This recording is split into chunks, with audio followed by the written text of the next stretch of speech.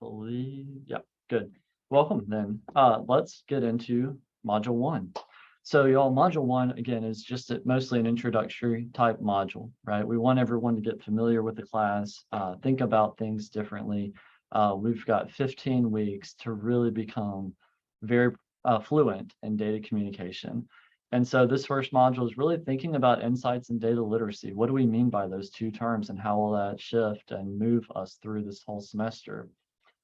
So each week, we have different learning objectives. So this week's learning objectives that I expect for you to gain from our lecture and your readings and your experiences is to really think about the path from data to value, right? What's that path? What's that evolution look like? From discovery to, someone acting on it effectively. Really thinking about data literacy also. This is not a skill, again, that we are born with oftentimes. And so I expect you to be able to think about and assess data literacy throughout this course. Thinking about informing versus communicating. It's okay if they sound the same right now, but there is a big difference, right? And thinking about insights and why relationships within insights matter, right? Why do we need to make connections with our insights? And number five, how to use a microphone stand in a lecture hall. That's your fifth learning objective. So we'll cover all five of those in the next 30 minutes or so. So you ready to get started? All right. So let me give you a quick example. I like a lot of things. I make pottery. It's over there, it's over here. Do a lot of fun activities. You'll hear me talk about those throughout the semester. I'll try to bring those in as well. But one of the things I really like to do, and I started to do pretty consistently, was in my late 20, I think I was 29, just turning 30. I decided to get healthy. I was a bartender in grad school. I was smoking a pack a day. I was not giving two flips about anything but, school, work, that sort of thing. I decided to get healthy and started running a lot. That's really the only thing that I do is run. I'm not one of those people that likes to box or build muscle or anything like that. So as I was working out and getting better fit, better in shape, I decided, I've got all this health insurance now that I'm working full time. I might want to go to the doctor. And so I went to my physician and sat down for my first checkup in God knows how long. And the first thing he did was come in and say, okay, let's go over your chart. I said, okay, cool. It's great. I mean, y'all ever done this before? Go to the doctor, right? You know what I'm saying. Boom, heart rate. I was at a 58 that morning, killing it, right? 58 was my heart rate. So check that box. Blood pressure was basically dead.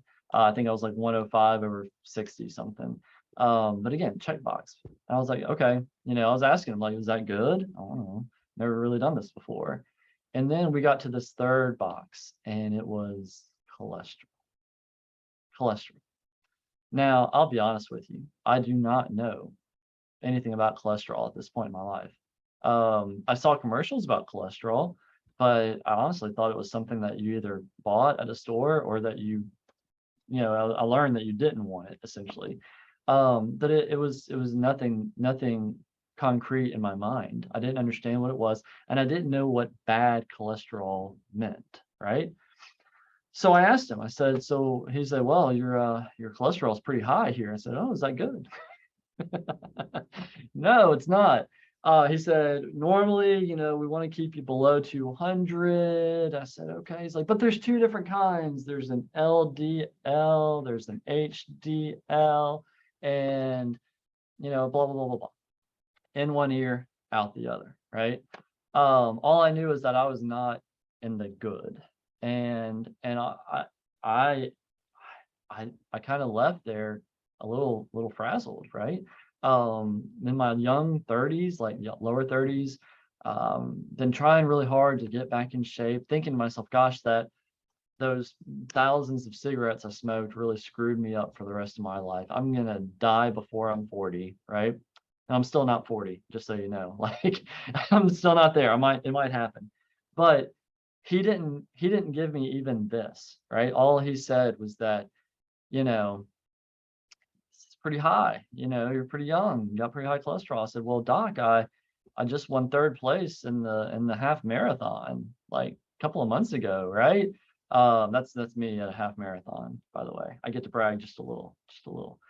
If you're wondering why I'm doing this, on my arm at every race, I write the names of the people I'm running for every mile. And so that was my 13 people that I was running for.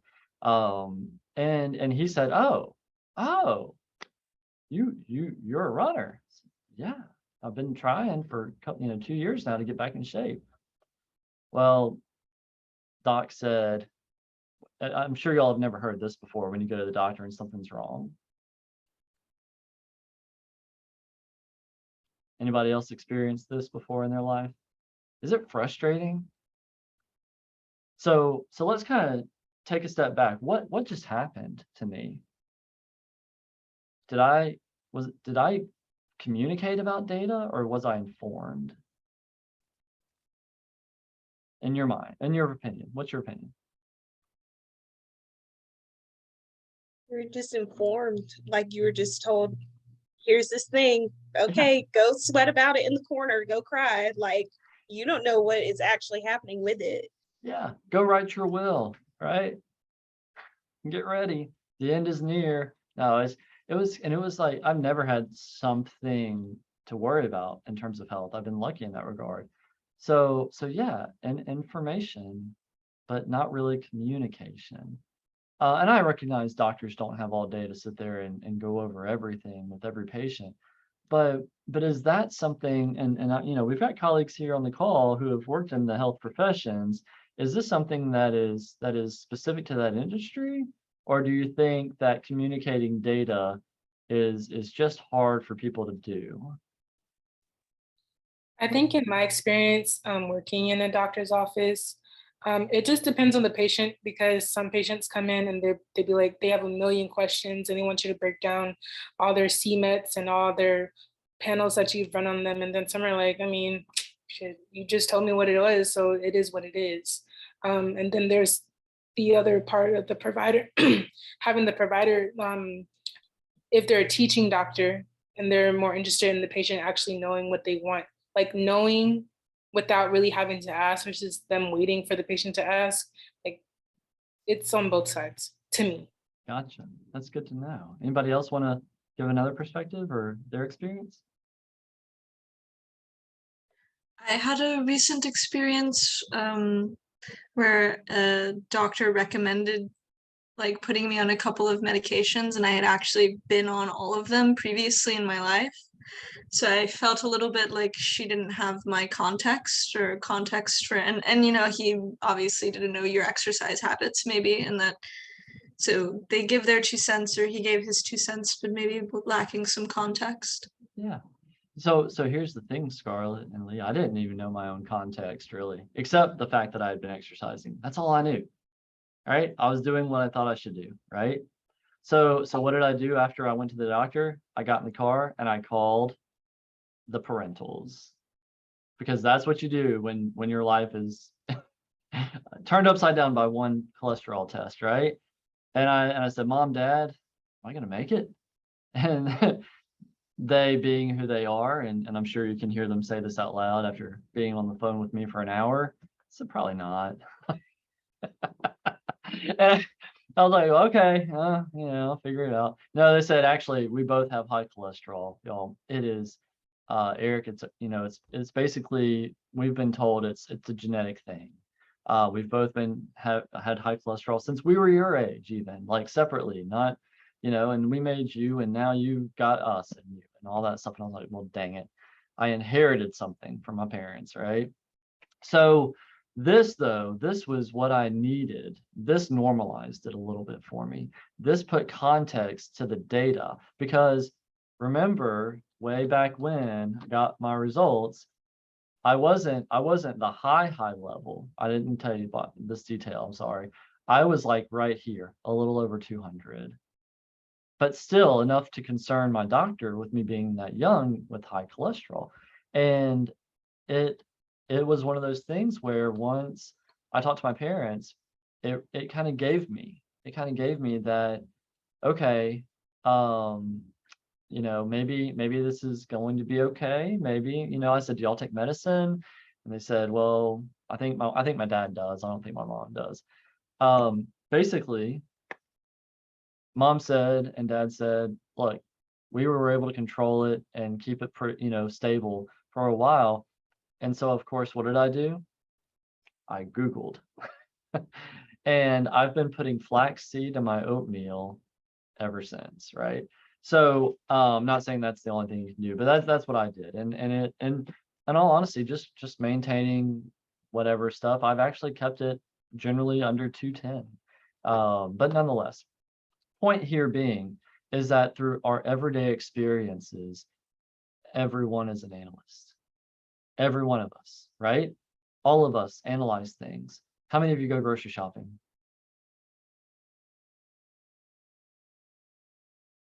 Several of you do not go grocery shopping. How many of you have your groceries delivered to your house?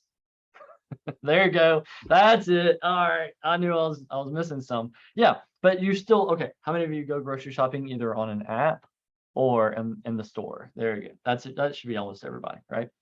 When you go grocery shopping and you see different products, top shelf, bottom shelf, whatever it may be, side to side, you think about these things, right? We consider them. Like you may have a strong preference for one or the other, right? But you may also be maybe a little bit more strapped financially on a given weekend over another week. And right now, y'all, you've seen probably some inflationary pressures on food prices. My spouse and I, we've been thinking differently a little bit about grocery shopping. One of our most recent changes actually happened. I mean, just this week, I eat a lot of parfaits too, yogurt and stuff. We've been buying freeze-dried strawberries because our strawberries and raspberries have been going bad before we can eat them, right? And so just in our heads, we're like, well, what's more financially economical for us to buy and not waste, right? So all that to say, when I say everybody, I mean everybody. Everybody is an analyst, but is everyone data literate? Does anybody know what that term means, data literacy? Has anybody ever heard that term before this class? Yeah. Was that a question or was it rhetorical? Like you just wanted us to answer? No, feel free to answer, Lee.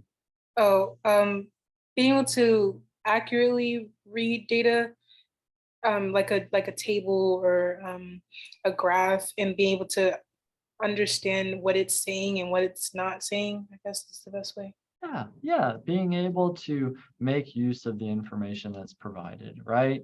Good. Now, in order to really think, and just from an organizational standpoint, y'all, everyone that talked about their work or their schooling, you talked about data, right? Everybody did, and nobody avoided it. So one of the things that I want you to know on the very front end is that there's really two sides to this idea of data literacy, right? First, you have to have a really strong production system. The producers of the information have to have what we call data capacity, right? That capacity to be able to deliver and collect and analyze data consistently and reliably and all these other things. This is like all the folks at an institution like University of North Georgia, right? In order for you to understand what are some of the students struggling with, you've got to know that what information is really being used to make this sort of determination that they may be at risk. And so producers of that data for a university, as one example, admissions, right? They collect information on the application, right? Financial aid, we understand that they're financially at risk. Career services, they may know if the student is having trouble finding employment. And advising rather, right? Advisors know kind of where students are in their academics.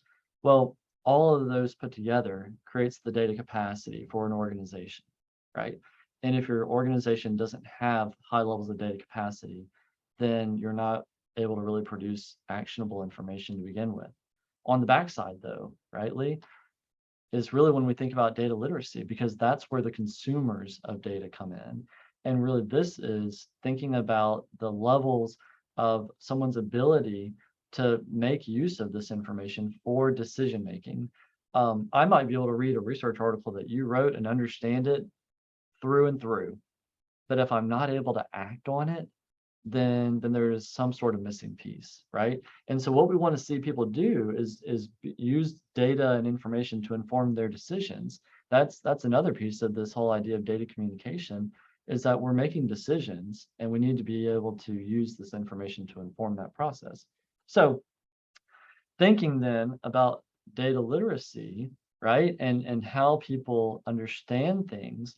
Data literacy is often driven, or rather not data literacy, but our usage of information and our thoughts of how things work is usually driven by what we call our intuition, right? Our intuition. Our intuition tends to drive our decision-making process much more than data and information.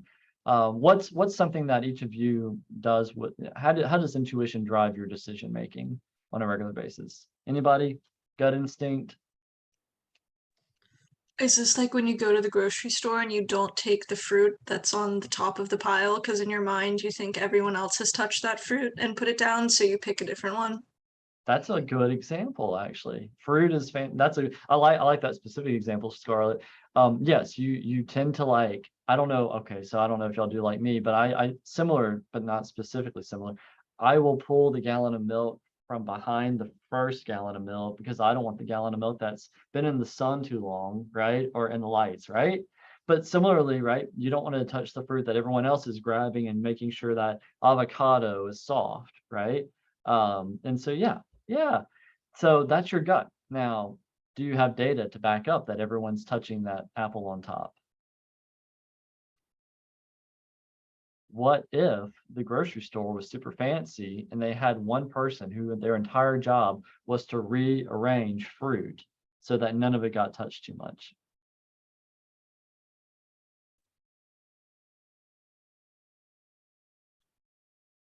Adria, you want to chime in? Feel free to chime in, y'all. I like it when I hear your voices too. Oh, I was just saying like that, the idea of touching something that you think that like, so if you have a fruit, like don't grab the one on top, maybe like dig a little bit, or like don't grab the first milk is actually very wise, because what a lot of people do is they will walk around the whole store and then realize they don't want this one and then put it back, but they'll put it back in the front. Or if it's a fruit or something, like sometimes the ones on top have been sitting out at the front of the store because people were like, oh, I didn't want this. I didn't want a Granny Smith apple. I wanted a Gala apple or something like that. And so that philosophy is incredibly wise, because usually people, your intuition for that is usually right. Good deal. So intuition sometimes is right, but not always the most informed, right, Scarlett? Yeah, and on the other hand, it maybe is all entirely a placebo feeling. Like maybe it just satisfies our innate need to forage, to like dig around in the fruit, as opposed to, or it makes you feel like you're being really discerning about what you're buying Yep. by like examining and whatever. And what about eggs? Anybody ever open the carton of eggs? Anybody ever actually no. Anybody ever just open the door, grab a thing of eggs, and walk away without checking them? Absolutely not. I open. No. I No, open. you gotta check them. You never know. Isn't that funny? We have this intuition that says you better check those eggs, right? So yeah, intuition is a powerful thing, y'all. And I mean, I know we're just talking about food here. But when asked about differences between things like developing countries or the Western world or modern countries, that sort of things, we found that a lot of people have a lot of assumptions about these. And so in this week, I want you to watch the full video, but I thought this was a really good example. One student explained it like this: how the Western world is different from the developing world is that in the Western world, you don't live as long and you have a bigger family. Whether in the developing your world, oops, sorry, those should be swapped. I do make mistakes. Jody will remind me of this in a later class, I'm sure.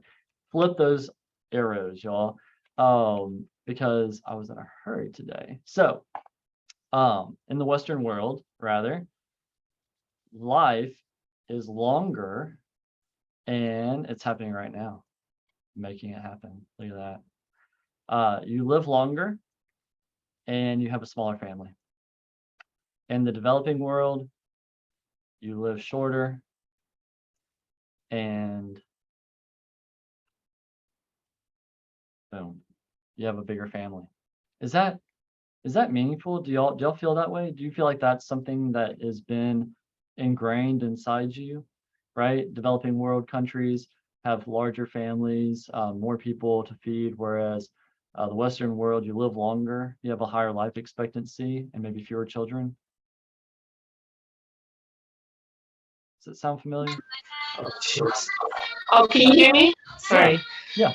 Yeah, I can attest to that, like, because I'm from Sudan, and yes, we have large families there, and the belief is that the more kids you have, the more they can help you out, with farmland, and this used to be the belief back in the day, but right now, as people getting more educated and life is getting more expensive, girls are getting pursuing their careers, the family size is shrinking.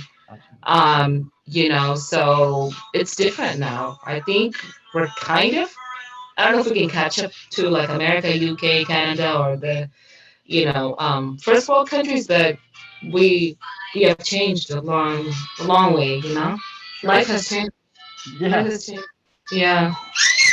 So tell the child we said hello. But insights, right? That's intuition. Intuition says these things, right? Insight is when we discover new patterns and it's meaningful to us, right? And we understand something new. And hopefully we make different decisions based on that. We use it to activate or some sort of action that will bring changes or other types of decisions. So let's think about the Western world and developing world. And we're actually going to go out and watch just a few minutes of Hans. Has anyone ever met Hans? Hans is pretty cool, dude. Hans is right up here. Oh, wrong one. There we go. So that's Hans. May he rest in peace. He passed away a few years ago. But he's pretty cool. I'm gonna turn up my audio just so you can hear the video. Was everybody able to hear my music when you came in? Clear as day, a little muffled.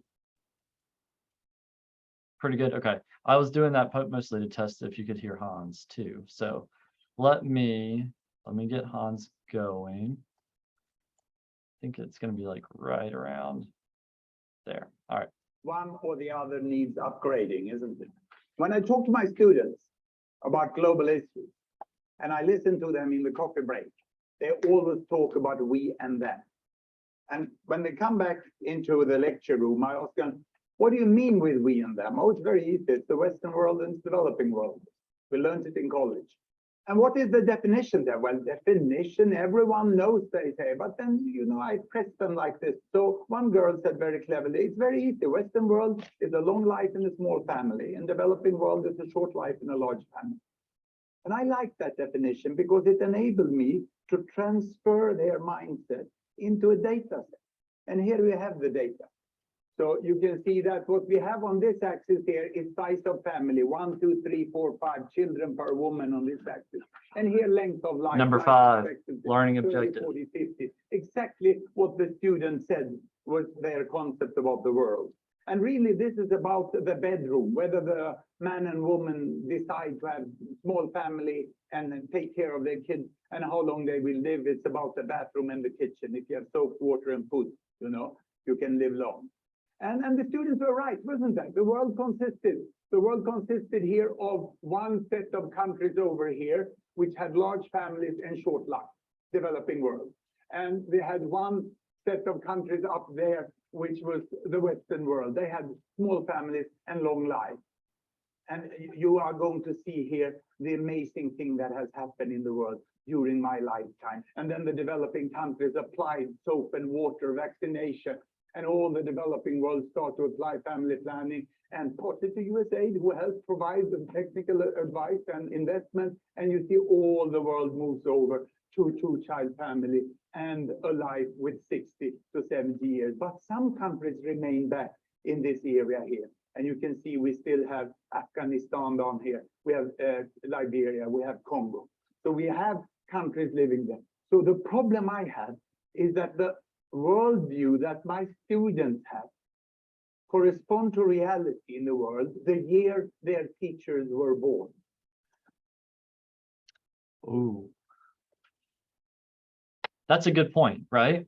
That's a good point. It's this worldview that has existed probably through partly the media, right? Movies, that sort of thing, stories. There's still this worldview that this is what is reality. But Saiba, you just gave us a really good example, right? In Sudan. Do you know where Sudan is on this chart now? Personally, no. Can you hear? Personally, no. I can hear you. Yeah. Okay. Well, then let's find out. Changed. I don't know the data, how much it's changed, but the demographic when it comes to gender has really been challenged because it goes against culture, the way they believe how family structure should be, so. Let's look at Sudan. You want to watch? Anybody want to watch? Okay, let's see it. So I did the same thing. Life expectancy, babies, right? Oh. Let's subtract it. Okay.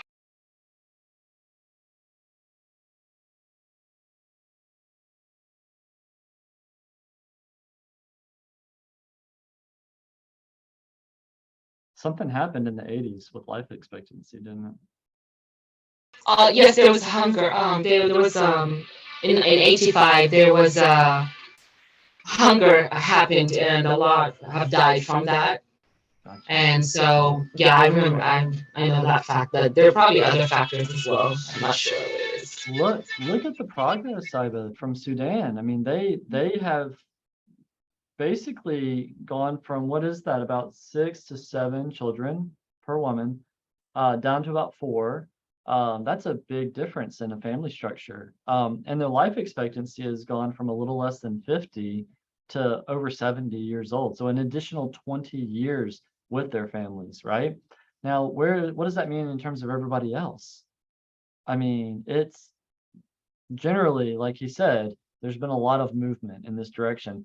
And a lot of those countries that were here in the 1950s, right?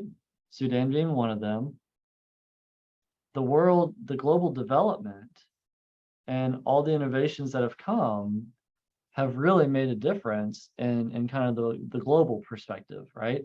And so the intuition, again, the intuition of long life and short life, small family, large family, we've pretty much broken that pattern, right? We've got a new pattern now that says that many countries are on par with the United States, China, India, Europe, right?